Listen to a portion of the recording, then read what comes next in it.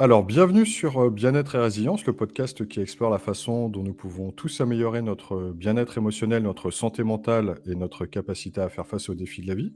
Je suis Johan Fondelot, je suis coach certifié en développement personnel et professionnel et préparateur mental. Aujourd'hui, on va parler de bien-être, mais de bien-être au quotidien.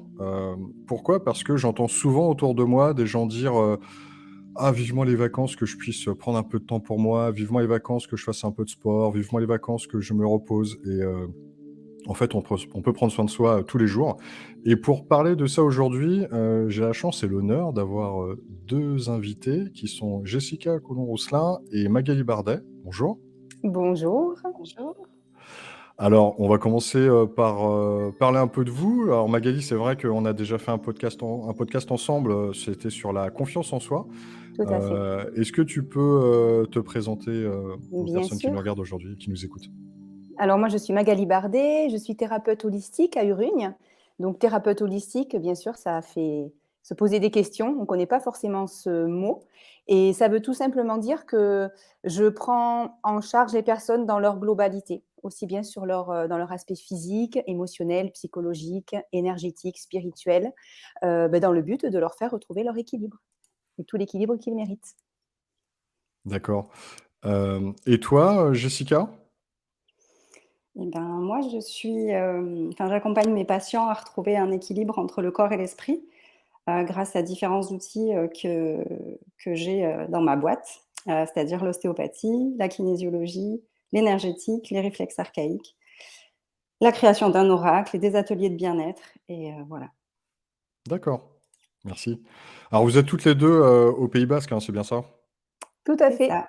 Ouais, D'accord, ouais. Ben moi je on suis est proches dans nos pratiques et proches, géographiquement. OK. Alors Et moi dans je nos vies. suis moi je suis, moi je suis le représentant de l'Île-de-France. Alors moi je suis à côté de Paris. Alors comme je le disais en introduction, prendre soin de soi, ça veut dire, beaucoup de choses. Prendre soin de soi, c'est quelque chose que l'on peut faire, vraiment, j'allais dire, au quotidien. Heu, c'est quoi vous, votre définition de prendre soin de soi? À toutes les 2? Alors moi, tu me connais, je suis très, étymologie pour, revenir vraiment à l'essence même des mots. J'aimerais déjà, revenir sur le mot «soin» qui vient du latin, qui veut dire nécessité, besoin. Donc quand on parle de prendre soin de soi, c'est vraiment une nécessité, un besoin, hem, presque vital pour garder son équilibre. C'est toute l'attention que l'on va se porter, pour préserver et améliorer son équilibre, que ce soit sur le plan physique, émotionnel, psychologique, spirituel, etc. Donc c'est vraiment pour moi comme une nécessité qu'on doit prendre en compte au quotidien. Et pour toi, Jessica, tu rejoins Magali par rapport à ça? Oui, moi, j'aurais utilisé le mot, besoin, justement, écouter ses besoins, parce que c'est quelque chose qu'on se rend compte que les gens ne font pas souvent, qu'on nous apprend pas forcément non plus quand on est enfant et pourtant l'écoute des besoins, c'est notre base et c'est une question de survie même, hein. Donc Magali, elle parle d'équilibre, moi je parlerais même de survie. Donc si on prend soin de soi au quotidien, si on écoute ses besoins et ses envies, effectivement notre équilibre est maintenu et tout devrait, se passer au mieux dans notre vie. Non, ça fait sens. C'est vrai que j'ai une définition moi-même qui est très proche de la vôtre. Le bien-être et prendre soin de soi, oui, c'est effectivement beaucoup lié à l'écoute, beaucoup lié à, reconnaître ce que notre corps essaie de nous dire et notre corps, il passe son temps à nous parler, en fait et c'est vrai que on n'a pas l'habitude et comme tu le disais, Jessica, on n'est pas éduqué sur, le fait de s'écouter et le fait de répondre à ses propres besoins. Mmh. Heu et heu et malheureusement, lorsqu'on ne sait pas identifier, les différents ou en tout cas interpréter les différents signaux que nous envoie notre corps, derrière ça peut aller loin et pas dans le bon sens. Donc c'est très, très important, à ce niveau-là.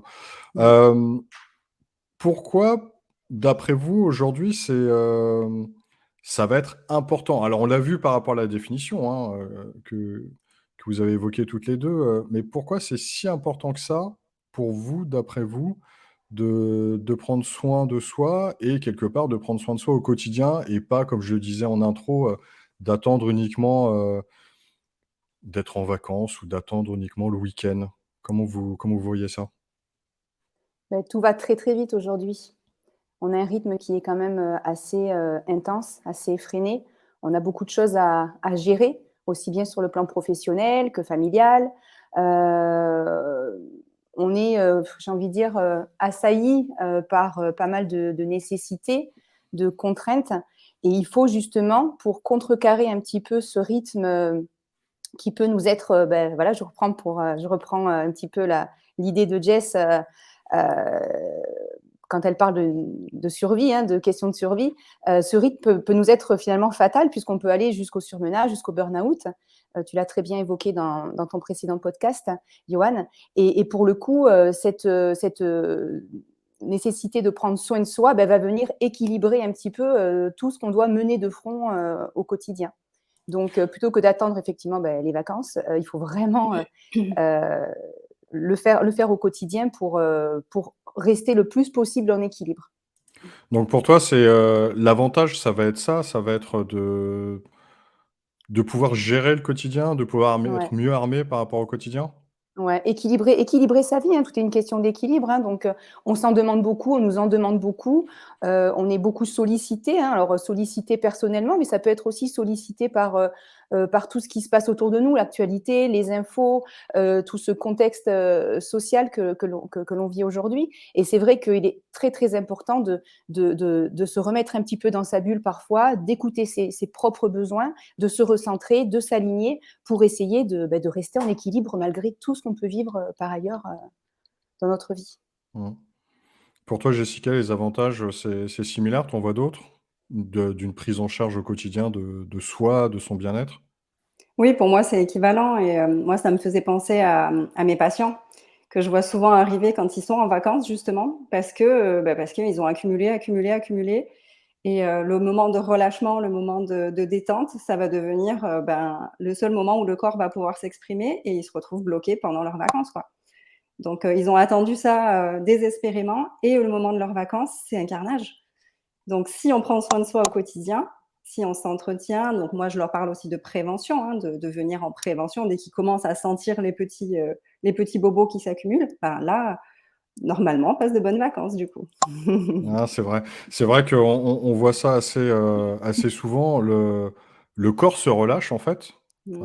Le corps se relâche pendant les vacances. Il y a toute la pression qui retombe et C'est ça. c'est souvent à ce moment-là que le pire arrive. Alors pas le pire du pire, mais c'est effectivement là qu'on peut avoir, des problèmes de dos, des problèmes de Mmh. cervicales, une immense fatigue alors qu'on tenait le coup, hein, pendant des semaines, pour ne pas dire des mois.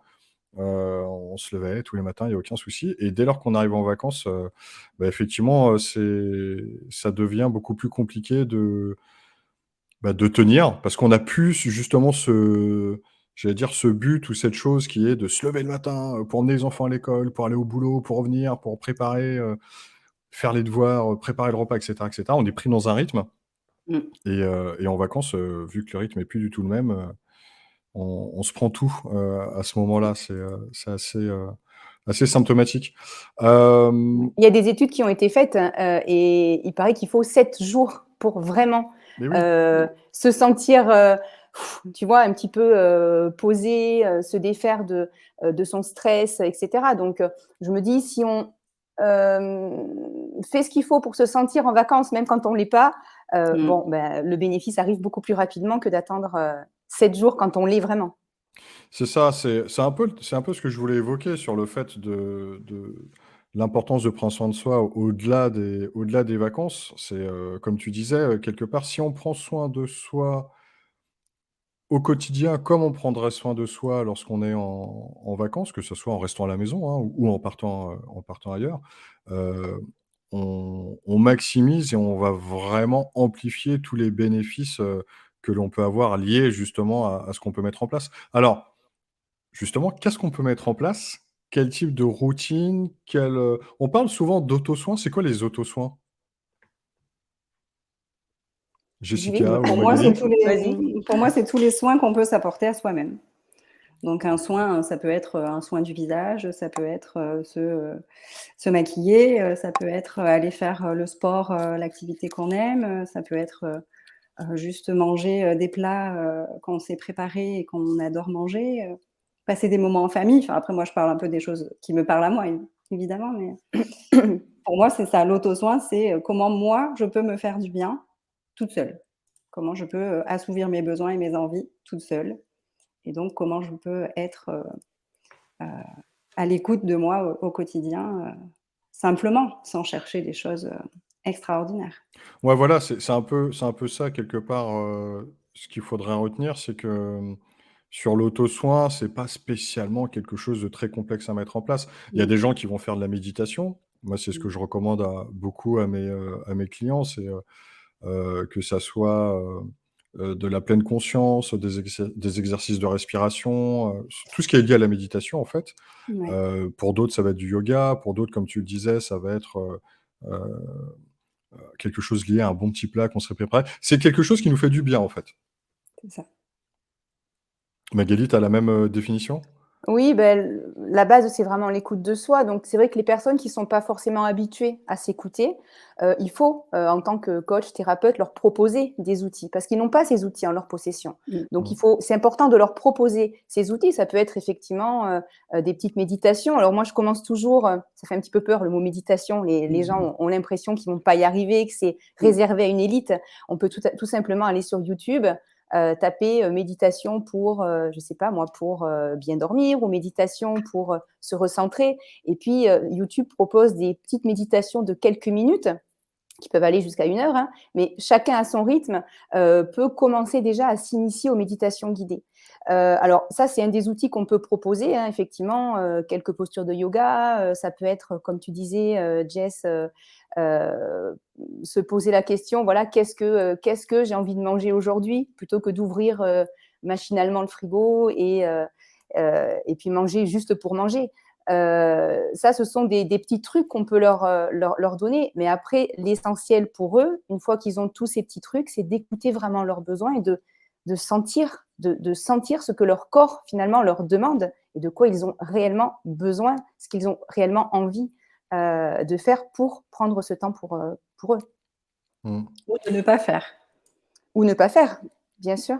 Parce que, C'est-à-dire? souvent on se dit: «Il faut que je fasse, il faut que je Ouais, fasse», et en fait, ne pas faire, donc se poser, juste, s'asseoir, dans son canapé. Moi, des fois, je vais m'asseoir devant ma fenêtre parce qu'il y a un rayon de soleil. Juste m'asseoir au soleil, bah, ça me fait du bien. Donc Mmh. c'est rien faire, mais c'est hyper important. Au jour d'aujourd'hui, on ne sait plus vraiment, ne rien faire.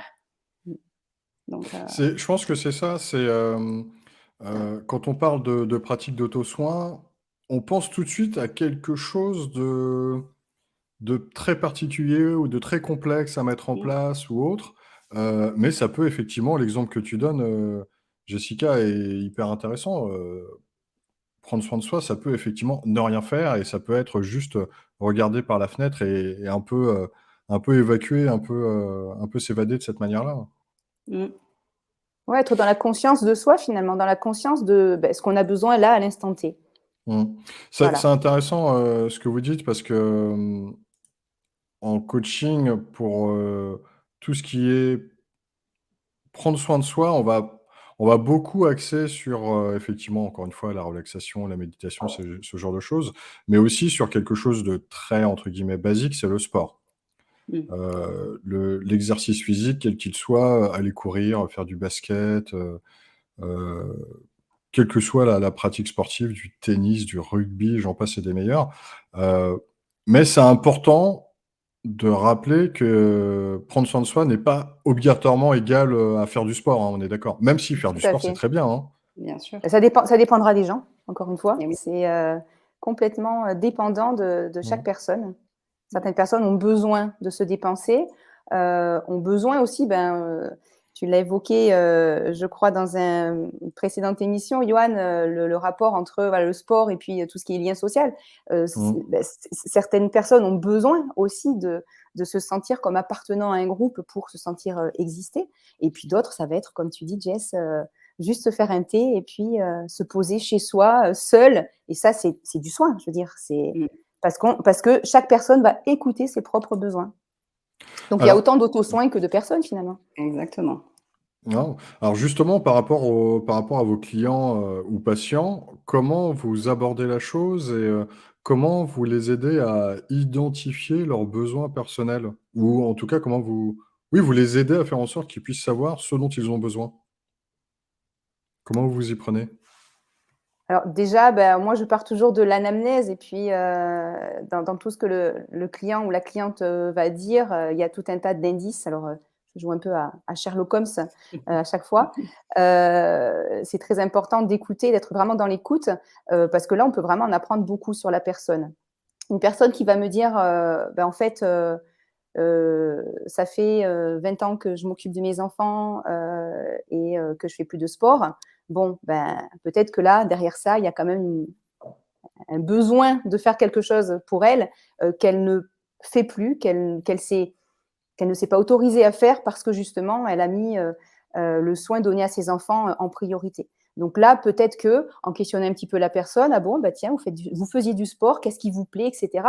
Et donc là, ça peut être effectivement lui proposer de reprendre juste de la marche dans un premier temps, voir ce que ça peut lui apporter. Voilà, moi c'est vraiment dans l'écoute de la personne puisque je ne vais pas proposer n'importe quel outil à n'importe qui, sachant que chacun est différent et il faut que ce soit des objectifs atteignables. C'est ça, en fait, aussi. Il faut que Mmh. ce soit quelque chose qui ne va pas les dégoûter, dans lesquels ils ne vont pas se sentir forcés, comme tu disais, Jess. C'est pas faire pour faire, hein, c'est faire en fonction de ses propres besoins. Donc, reconnaître ses besoins et puis après leur proposer gentiment des pistes.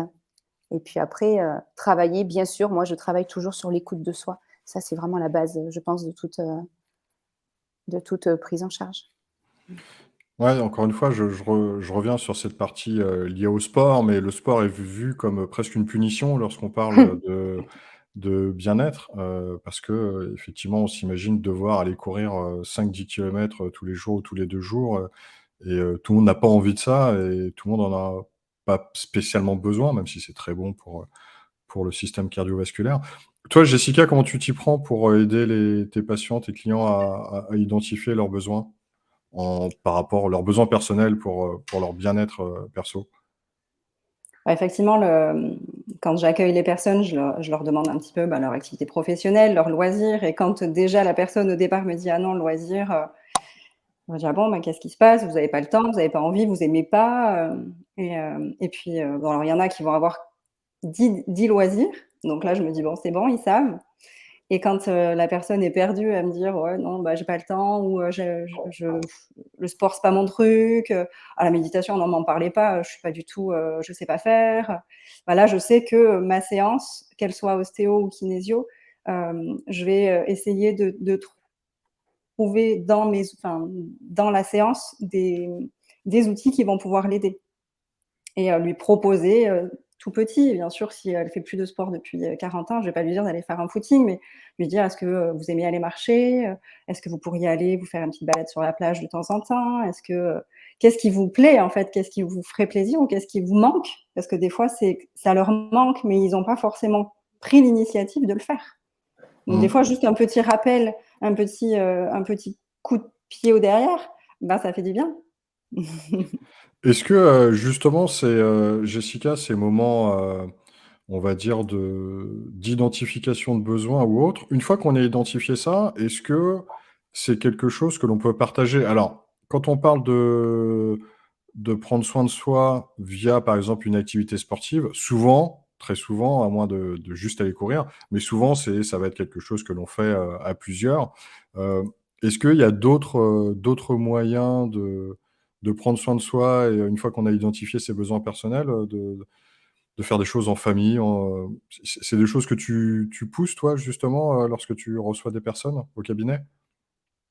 Ah oui, après je vais vraiment m'adapter, à ce que la personne va me dire et à sa fonction dans la famille justement. Si c'est, une mère au foyer, effectivement, il faut qu'elle trouve des choses à faire dans son quotidien et dans un quotidien de mère au foyer, il y a pas beaucoup de temps pour aller à la salle de sport ou pour aller retrouver les copines parfois donc il faut trouver des choses simples donc après si elles adorent, balader, voilà, aller balader avec ses enfants, c'est tout à fait possible.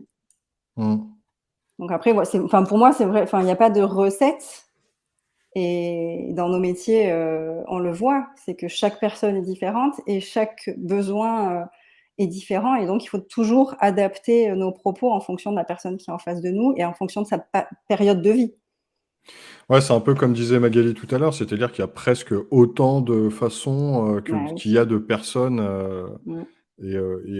on va tous avoir des choses plus ou moins en commun, mais aussi, plus ou moins très, très personnelles et adaptées à justement une fois qu'on a identifié nos besoins personnels, c'est ça, hein? C'est ça. Oui, puis comme tu Heu, disais, une mère au foyer qui passe beaucoup, beaucoup, beaucoup de temps avec sa famille, avec ses enfants, peut-être qu'elle a ce besoin justement de se recentrer sur elle dans des Oui, moments solo. Donc c'est ça peut ça. être déjà une piste pour elle. Et puis au contraire, quelqu'un qui passe son temps au travail, qui est tout le temps en Mmh. déplacement et qui ne prend pas le temps de se recentrer au sein de sa famille, avec ses enfants, avec son époux, son épouse, ben, peut-être que ça va être justement cette piste-là qui va être préconisée. Donc voilà, c'est vrai que c'est complètement dépendant du rythme de chacun et de la façon de vivre de chacun. mmh. Alors j'ai une question pour toutes les 2. C'est un peu la question que j'ai posée au tout début. On a vu pas mal de choses là, hein, de l'importance de prendre soin de soi, les avantages d'une prise en charge, en tout cas oui, quotidienne de soi et autres, hein. Si on revient à mon postulat de départ qui est la personne qui dit: «Ah, en vacances, je vais faire ça, vivement les vacances» et cetera et autres. La toute première chose ou la chose qu'on peut dire à cette personne-là parce que, il y a un souci qui est commun à quasiment tout le monde et qui est le frein principal, c'est le temps, d'accord? C'est le manque de temps. Vous l'avez évoqué, hein, que ça soit la mère de famille, que ça soit, par rapport, aux enfants, que ça soit même si on est tout seul, hein, il y a le boulot, il faut gérer pas mal de choses et autres, ses loisirs. Qu'est-ce que vous diriez justement à, une personne en peut-être pas en une phrase, mais en quelques mots, par rapport à l'importance et comment faire en sorte de pouvoir prendre soin de soi au quotidien? Jessica, tu dirais quoi à cette personne?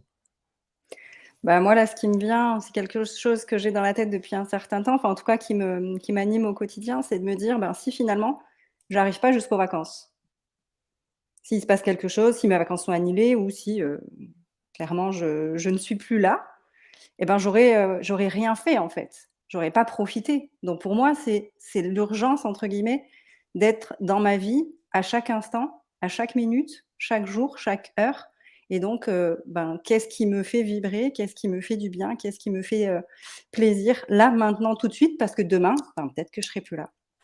Mmh. Magali? Alors moi j'ai envie de dire qu'on est habitué à entendre qu'on vit une seule fois, mais en fait on vit tous les jours. Et par contre on meurt qu'une seule fois. Donc une fois qu'on meurt, une fois qu'il arrive quelque chose de terrible, bah, voilà, c'est un petit peu trop tard. Donc on vit tous les jours. Donc tous les jours, il faut vraiment se poser la question: «Qu'est-ce que j'ai envie de faire? Qu'est-ce qui me ferait du bien? Comment je peux profiter? Quel rêve j'ai envie d'accomplir? Comment j'ai envie de prendre soin de moi?» Tous les jours, au Mmh. quotidien. Et c'est vrai que le temps, la notion de temps, que tu évoquais, Johan, précédemment, est souvent un frein pour les personnes. On entend souvent: «Oui, mais j'ai pas le temps». Mais prendre soin de soi, c'est pas forcément une question de temps. Tout à l'heure, tu l'évoquais très, très bien, Jessica, en disant: «Ça peut être se mettre devant ma fenêtre, devant le rayon de soleil» et ça, c'est du soin déjà.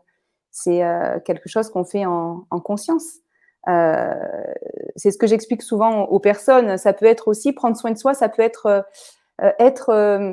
dans des moments de gratitude, de ce qu'on est en train de vivre au quotidien. Ça peut être on est dans la voiture, sur le chemin du travail, ça peut être, juste, se sentir, vivant et plein de gratitude en voyant le lever du soleil et les Mmh. magnifiques couleurs dans le ciel. Ça, c'est prendre soin de soi aussi. C'est se Mmh. recentrer à ce plaisir qu'on peut avoir de voir, de vivre, de sentir les choses. Ah, ça fait clairement sens. Moi, ce que je dis ou en tout cas ce que je dirais à une personne qui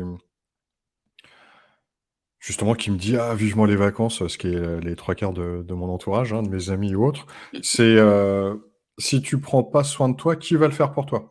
Mmh. C'est aussi simple que ça, hein.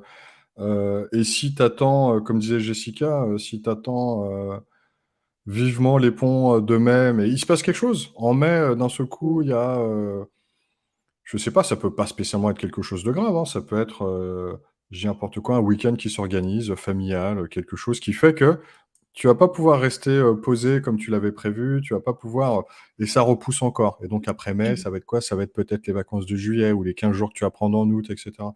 Mais en fait, c'est sans fin parce qu'après ça sera la rentrée et la rentrée, ça va être un bazar pas possible et tu vas dire: «Oh là, vivement le break de Noël». Mais on sait très bien que le break de Noël, c'est tout sauf des vacances et c'est et en fait, c'est sans fin et c'est pour ça que, j'insiste sur ces 2 points-là. Le premier, c'est si tu ne prends pas soin de toi, personne ne peut le faire à ta place.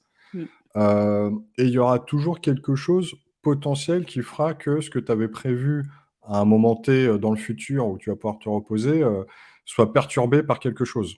Et comme le disait Magali, si c'est pas perturbé par quelque chose, ça sera le fait que tes vacances ne durent qu'une semaine et à peine tu vas commencer à ressentir les bienfaits de cette semaine de repos qu'il va falloir retourner taffer.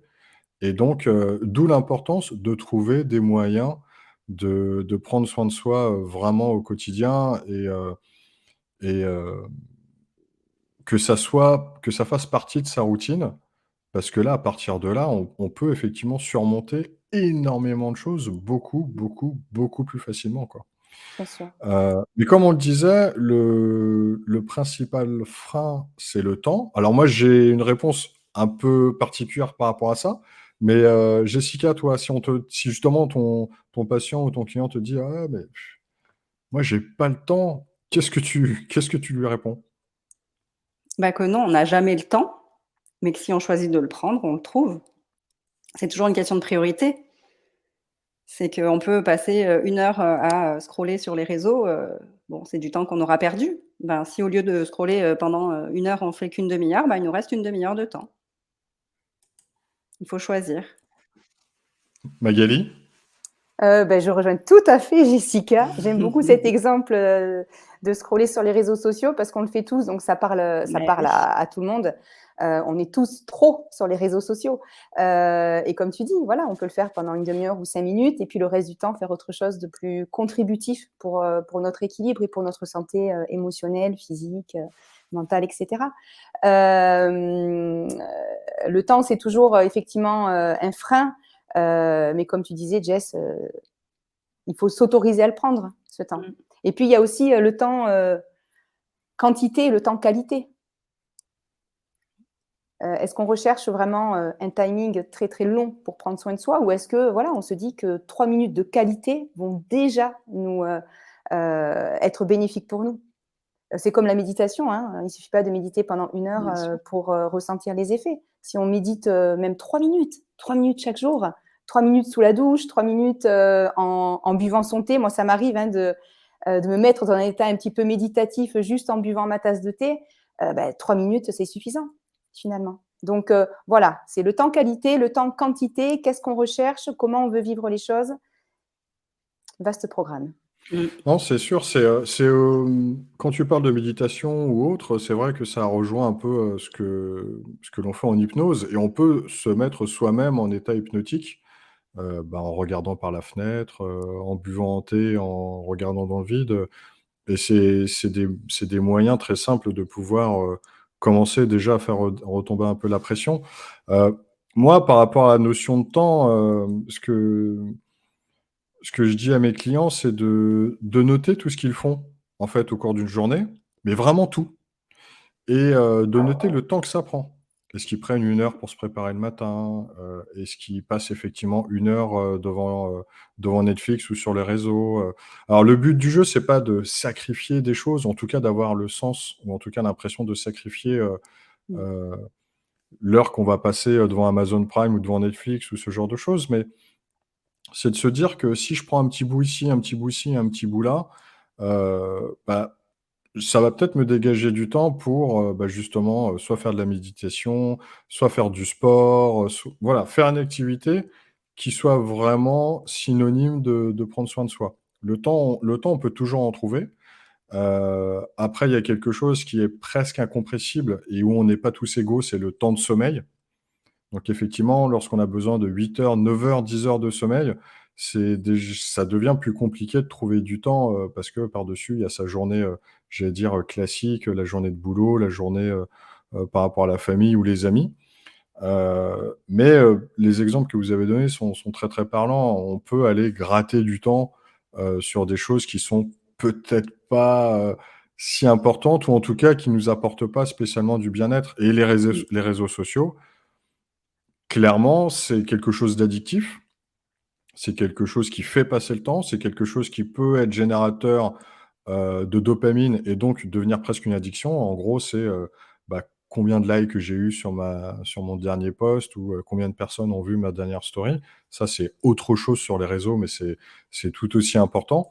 Mais clairement, je pense que c'est une des façons très, très, très faciles de gagner du temps, sur sa journée et de pouvoir derrière, pouvoir consacrer du temps à soi et pas du temps, devant un écran ou devant son smartphone. Mmh. Et tu vois, Oui, tu puis toutes parlais les juste activités, pardon, pardon. Non, non, non, toutes les vas-y. activités qu'on a évoquées, donc méditation, sport et cetera, c'est des sécréteurs de dopamine. Donc on Tout a à fait. autant de bénéfices, heu, bien-être avec d'autres activités qu'avec, cette addiction des écrans. Donc ça serait dommage, de s'en priver. Exactement. Ouais, c'est exactement Mmh. ça. Puis moi, je voulais revenir sur le sommeil. Effectivement, on est tous, différents par rapport à ça. On a tous besoin, d'un nombre d'heures de sommeil différent. Mais quand on on tâche de vivre en équilibre, notre vie, le sommeil est de meilleure qualité aussi et beaucoup plus récupérateur. Quand on n'est pas épuisé, quand on s'épuise pas, dans notre rythme effréné, le sommeil, on en a besoin, bien sûr, hein, c'est comme ça qu'on récupère, mais il est de meilleure qualité et on va récupérer beaucoup plus vite. Donc on va se lever avec beaucoup plus d'entrain, beaucoup plus de vitalité, beaucoup plus d'envie, et donc voilà, c'est un petit peu le cercle, vertueux qui est mis en place. C'est exactement ça. C'était justement une question que je voulais vous poser.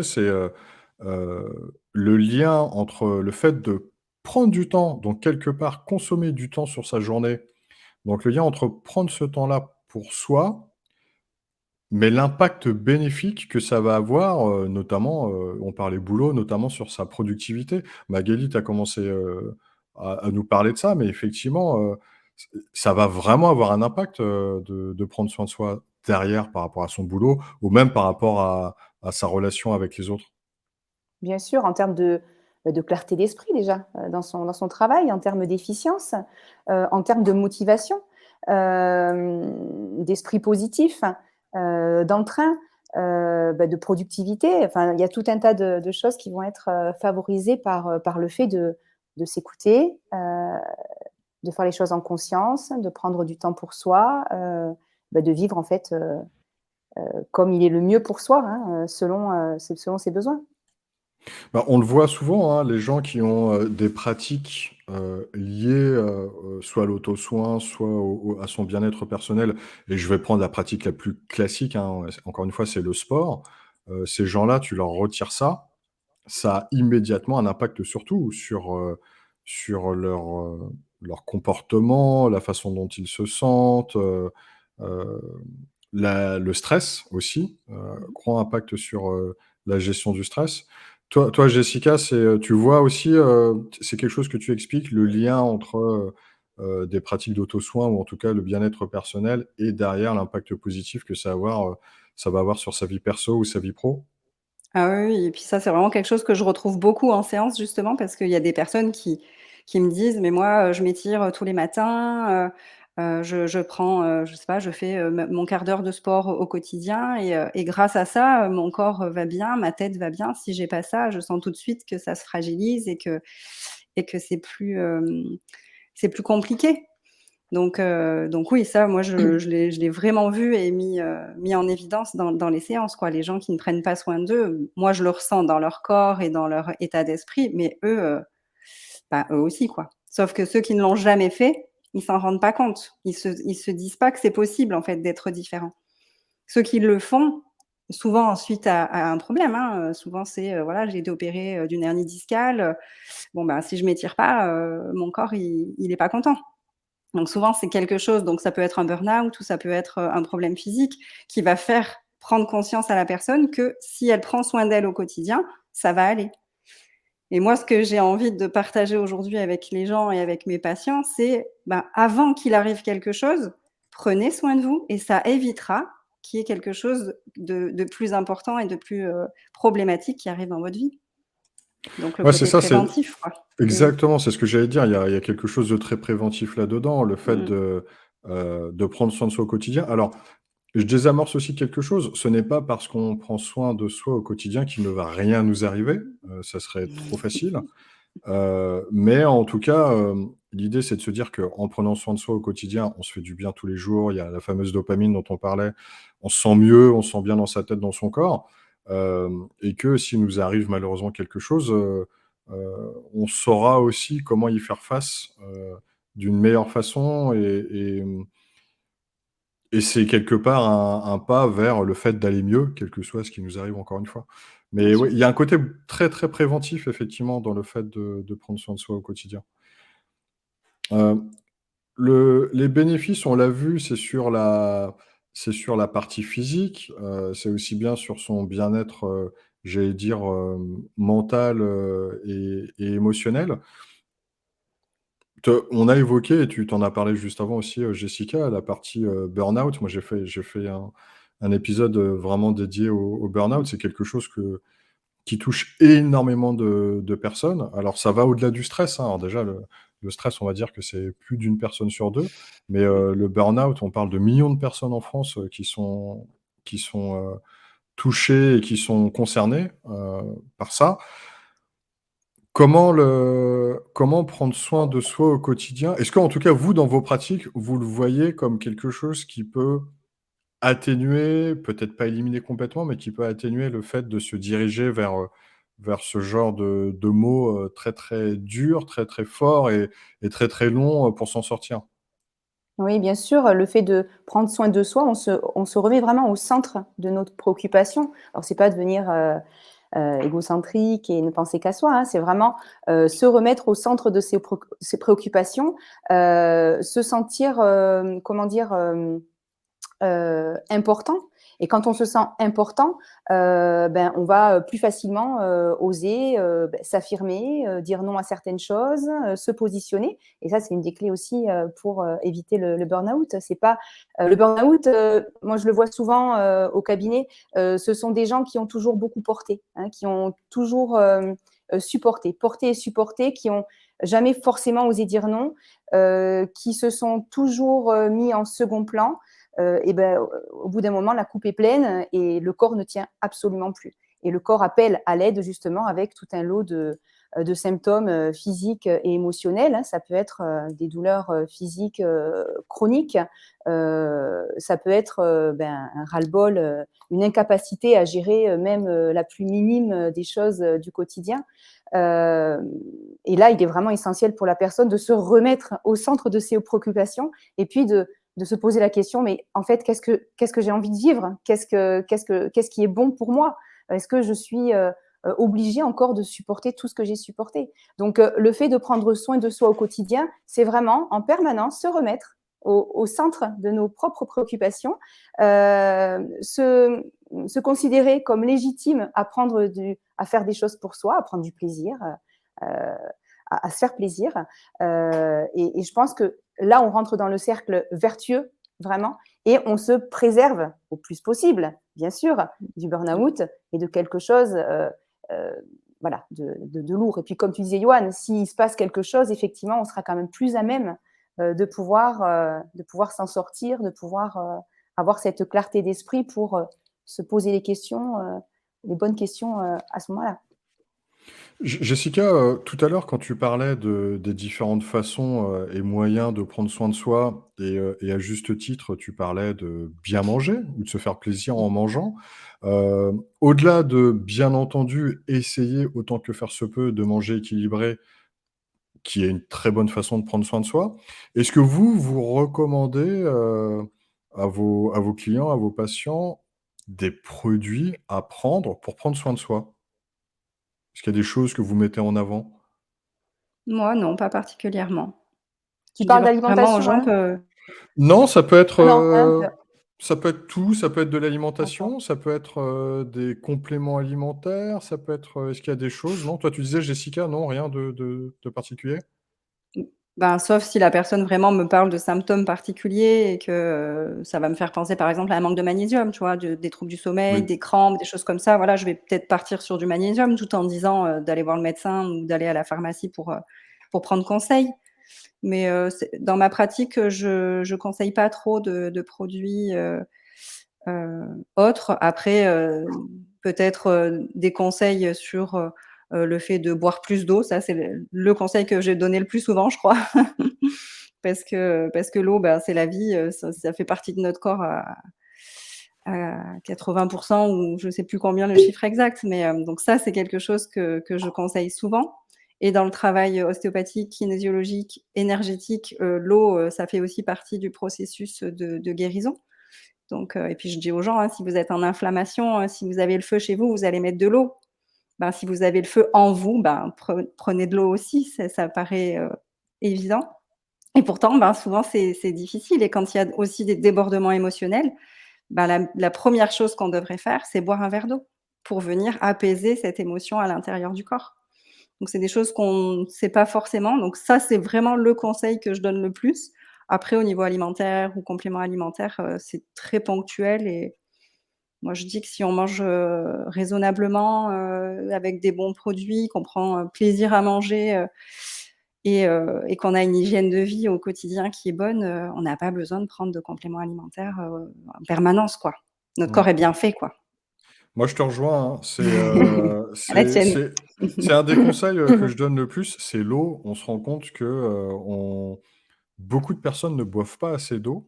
Alors Mmh, effectivement, on récupère de l'eau dans tous les aliments ou en tout cas une grande partie des aliments qu'on ingère, mais c'est très, très, très important pour son mmh, bien-être, d'être suffisamment hydraté, et l'eau fait circuler énormément de choses dans le corps, filtre, nous aide à filtrer aussi beaucoup de choses, et effectivement, c'est quelque chose de très, très, très important et qui est pourtant, malheureusement, beaucoup oublié. Et tu parlais d'éducation tout à l'heure, Jessica, je pense que c'est aussi, crucial d'éduquer les enfants à boire régulièrement.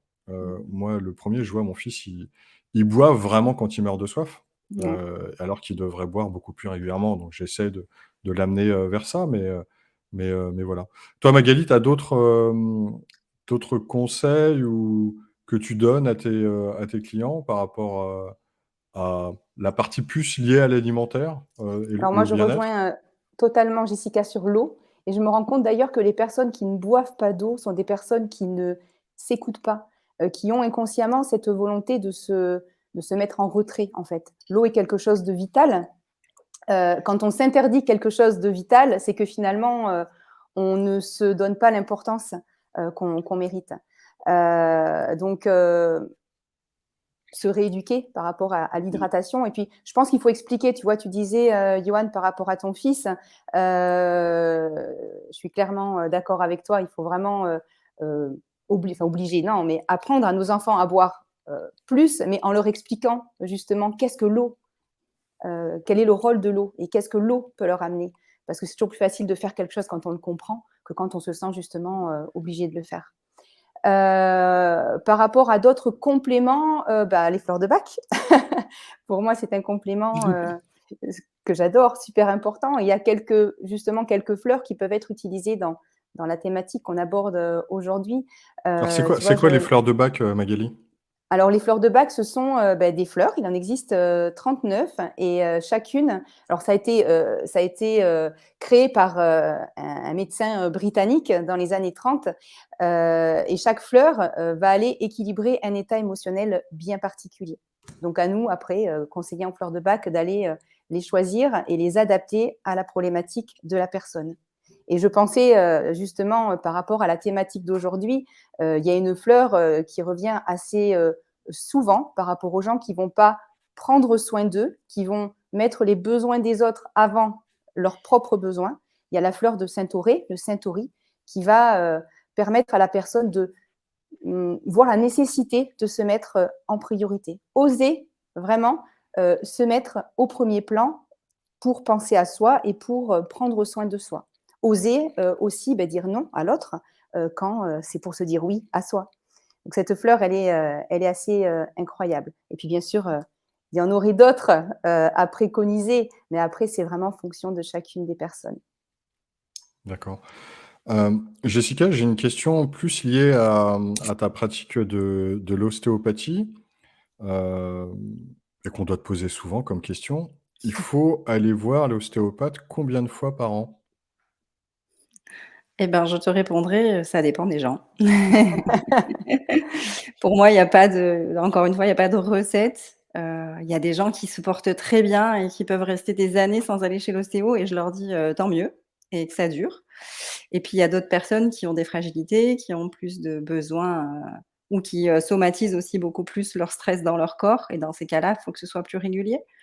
Moi, ce que je dis toujours aux gens, c'est que quand ils sentent des choses dans leur corps, donc «Ah ben, j'ai un peu mal à la cheville, ah ben, c'est passé. Ah ben, j'ai un peu mal au dos, ah ben, ça passe» et puis, au bout de 2-3 alertes, je leur dis: «Là, il est temps de prendre rendez-vous avant que ça dégénère».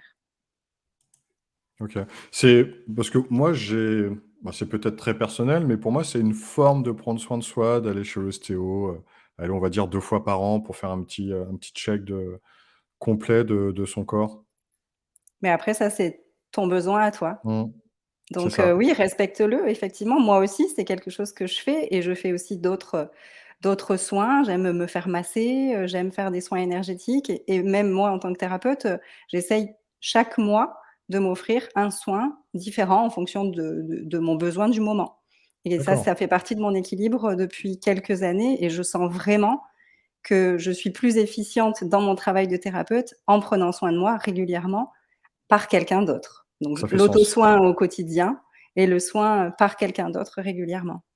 Ça fait clairement sens. En coaching, on a, ce qu'on appelle la supervision. C'est, de au moins une fois par mois d'échanger avec un autre coach qui nous supervise et ça permet de se recentrer comme disait Magali, Mmh, et comme tu disais toi Jessica, c'est, aussi prendre soin de soi parce qu'en tant que thérapeute, si on ne prend pas soin de mmh, soi, ça va être compliqué de prendre soin des autres. tout à fait. On arrive presque au terme de ce podcast. Magali, Jessica, est-ce que vous auriez, une dernière chose à ajouter par rapport à ce fameux thème qui est de prendre soin de soi au quotidien, je le rappelle?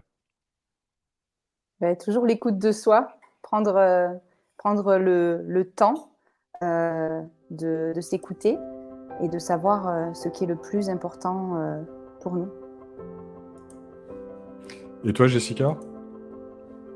Oui, je pense que c'est l'apprentissage, de la connaissance de soi qui est un cheminement, dans nos vies à chacun et qu'au plus on va être conscient de ce qu'on est, de ce qu'on a au fond de nous, de ce dont on a besoin et au plus on sera capable de s'apporter, des auto-soins qui sont adaptés et au plus on sera en équilibre et au plus on sera bien dans nos vies. C'est ce que je souhaite, pour, maximum de monde.